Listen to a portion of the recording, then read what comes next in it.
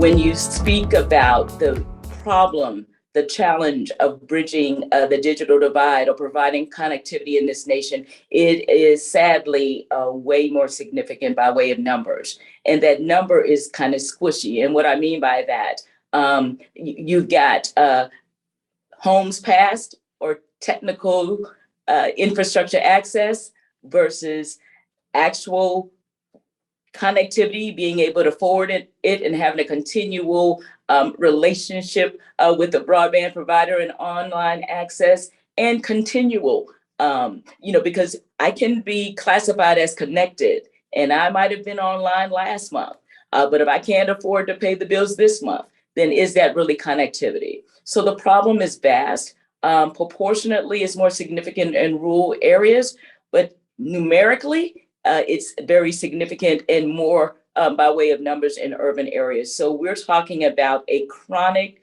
challenge when it comes to 21st century opportunities and when it comes to persistent issues. And so when you talk about the last panel, three things, and I will make it quick, that's not my nature, but I'm going to try to do it today. One, we are boasting at this stage a nation of the highest net wealth in the world. However, among developing nations, we got among the highest, if not the highest mortality rates too. These are chronic and devastating realities.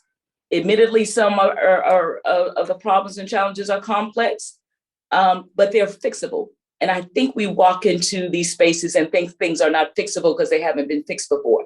They are fixable. Fourth, we're wasting a lot of time talking about the problem. Everybody knows what it is.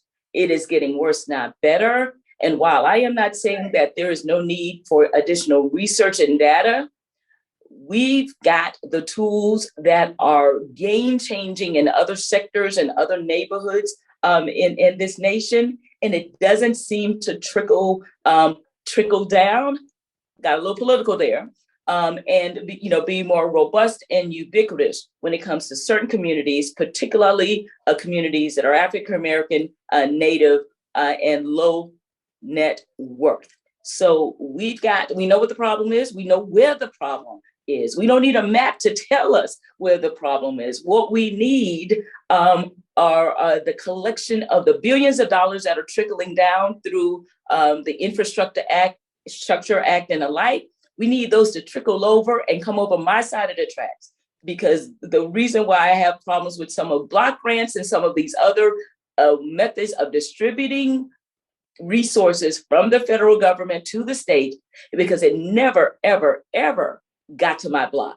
And so we need to make sure that there's an evenness and an equity and inclusion by way of those who are at the table. And that money needs to come over to my side of the track and your side of the track in order for us to tackle this problem, particularly when it comes to maternal health.